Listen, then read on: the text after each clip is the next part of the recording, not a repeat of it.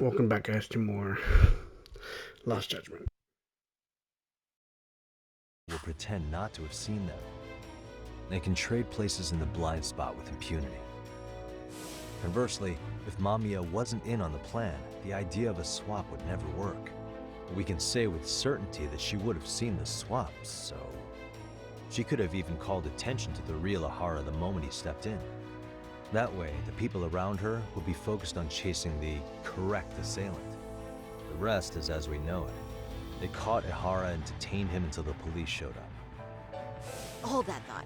If your theory is accurate, what about Ahara's trace evidence? Remember that fibers of the victim's underwear were detected on his hand. Well, that can also be explained by Mamiya being in on the plan. For example, while the stand-in was showing himself at the security cameras, Mamiya could have easily provided Ahara access to a pair of underwear at the same time. Maybe the stand-in loitered around for so long because he was letting everyone else get themselves in place. It's not impossible. We can work out the other details later, but the point is, Ahara's murder alibi is shot if Mamiya was involved. In summary, it's possible Ahara disgraced himself to secure an unshakable alibi for Mikushiba's murder. I'll concede that it's an avenue worth pursuing. And when it comes to the prosecution, they can't just admit they got the first case so wrong. Plus, they can't question Ahara about Mikushiba's murder. In fact, their only option is to claim the tape was faked. So he managed to make a farce out of the system after all. Well, his court case for his son's bullying did get more or less thrown out, didn't it? The school, the investigative committee, and the court all agreed there wasn't enough evidence to convict anyone. No surprise for me that the guy held a grudge against the system for so long. Hold on. Before we all decide on this, What's up? the obvious question to me is why would Mamiya be party to such a crime?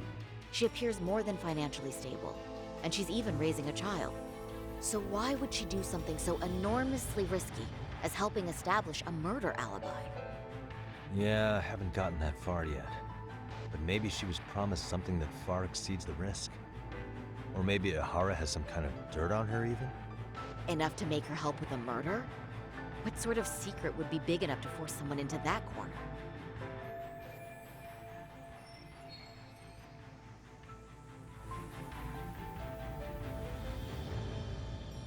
What info do we have on Mamiya anyway? Maybe we can spot a connection to Ahara through her profile.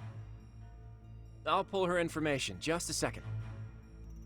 Oh, I just thought of something else those two would have guaranteed by working together. What's that? If Ahara wanted to use this crime as a murder alibi, he needed it to blow up into the public eye. But if he had chosen a victim who stayed silent, then nothing would have come of it. A solid plan would need to eliminate that variable, which means Mamiya being an accomplice was crucial to Ahara's success. That's true.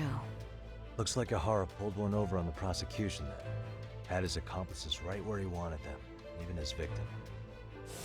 Once we learn how he's connected to Mamiya, we can root out the rest of his team.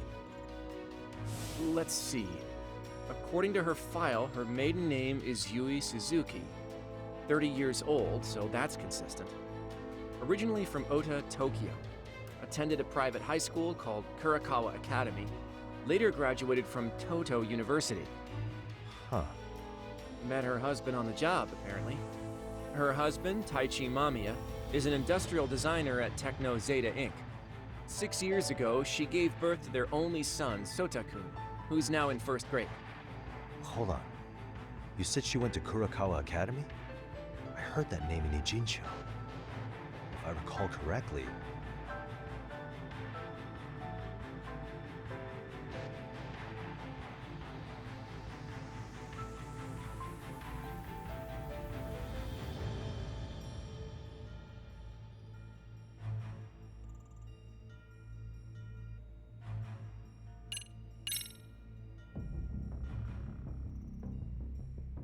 When I went to scope out the murder scene, there were these three guys watching the detectives and me. They told us they were just checking things out, but they mentioned they're Kurokawa grads too. You have any ID on you? Will my license work? Kake-san, age 30. Akaike-san, age 30. Mami is 30 as well. What's that got to do with anything? Aren't we trying to find a connection between Mamiya and Ihara? I found the Kurokawa Academy website. Looks like they're pretty prestigious. It's in Tokyo, specifically in Ota. Pretty close to where Mamiya lived. Oh, What? the girls there get such cute uniforms. You little... You want to start all over from the bar exam? Wait, I've seen that uniform before too, actually. Where? On an old picture of a teacher at Seiryo High, Sawa-sensei. Ihara's son confided in her. Is she actually a Kurokawa grad too? I don't know Sawa-sensei's exact age, but she could well be 30. Maybe all of them are even classmates. Could this mean they're actually linked? The victim and her up-to-now unrelated assailant? It's a tenuous link at best. Could fall apart any time. But no true detective alive would pass it up.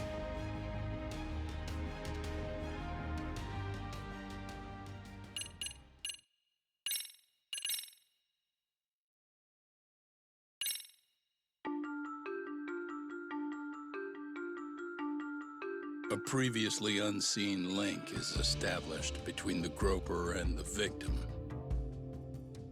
Charting out their relationship is akin to tracing a spider's web. But with each false thread ruled out, only the improbable truth remains. Ihara orchestrated the groping as a diversion. And by tarnishing his name, he secures both an alibi and his ultimate revenge.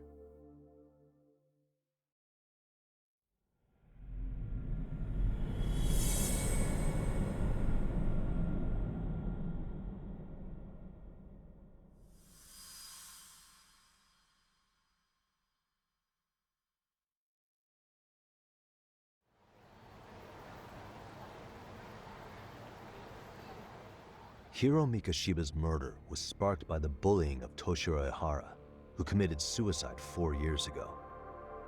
The graphic video that hit the net showed the world how Toshiro's father, Akihiro Ihara, had brutally avenged his son. We also know the father had accomplices. On October 7th at 6:30 a.m., they forced Mikoshiba into a vehicle, took him to an abandoned building, and gravely injured him. Then, around 7:30 a.m., the time frame when Ihara killed Mikoshiba, the other conspirators were probably nearby, even though they weren't on camera. At the same time, 30 kilometers away at Ikebukuro Station, a man who looks like Ihara is caught on camera. We'll call that guy the stand-in. The stand-in made sure he was in front of the cameras for more than an hour before boarding the 9:06 a.m. train, the same one Yui Mamiya was on. After committing sexual battery on that train, he meets the real Ihara in the camera's blind spot, and they change places. That's how he established a false alibi for Mikoshiba's murder. And to achieve this, the victim, Yui Mamiya, had to have been in on it from the start. Sure are a lot of people getting their hands dirty for Ihara. Mamiya, Ihara's stand-in on the train, the guys who kidnapped Mikoshiba. How did some troubled cop manage to recruit so many allies? Well, one person that comes to mind who might be the key to all this is Yoko Sawa. She's a teacher at Seiryo High. She was the only adult Toshiro-kun ever told about the bullying, and she supervised Mikoshiba as a teacher before he disappeared.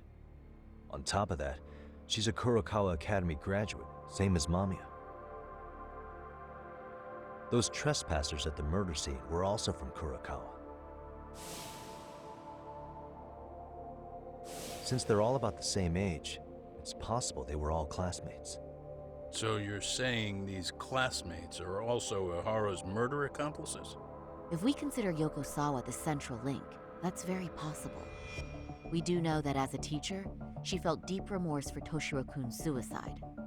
Maybe she recruited her old classmates to help Ihara take his revenge. Yeah, best not to rule that out. Though I'm hoping that's not the case. Why's that? It's just, she's a really good teacher. She's passionate, responsible.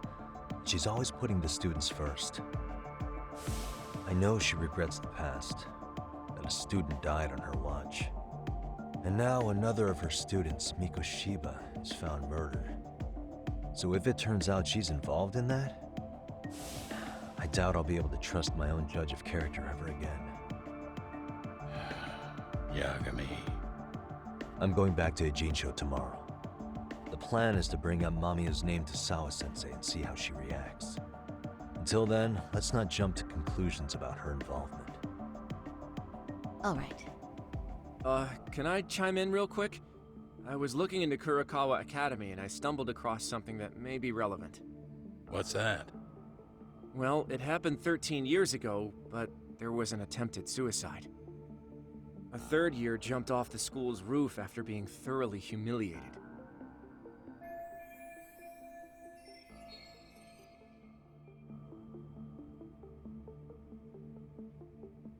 Actually, Sawa-sensei mentioned that. She said it was a boy in her class. Right, that's gotta be the same case then. The student's name was Mitsuru Kusamoto. He's 30 now, but still in a coma. Huh, and all that info's on the net? It wouldn't be normally, but his mother happens to be Vice Minister of the Ministry of Health. Ever heard the name Reiko Kusamoto? Not once. I have. It was on the news. They were talking about her and her son.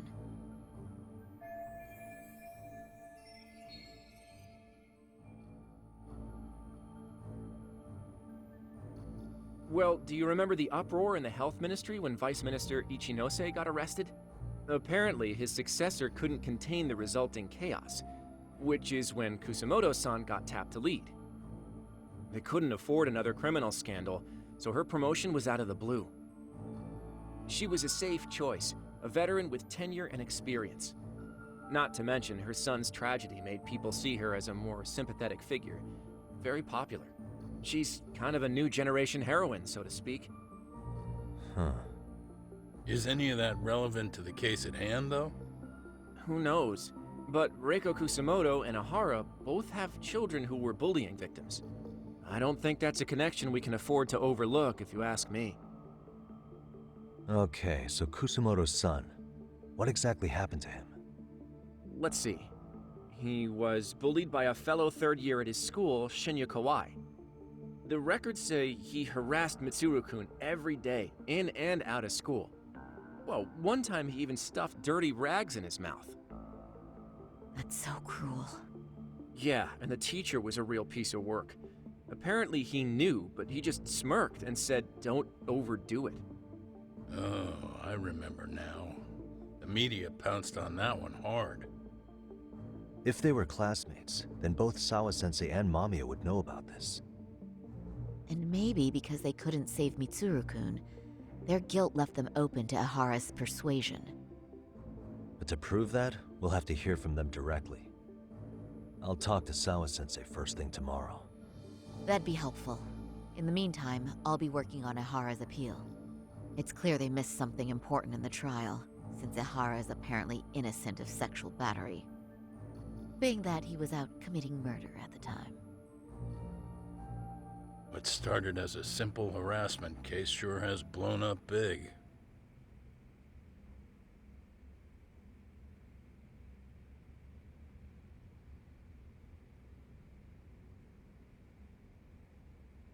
Alright guys, well that's it for the video. I know how to cut this short because the chapter just ended, so we'll start this off. We'll start in the next video. So hope you guys like it.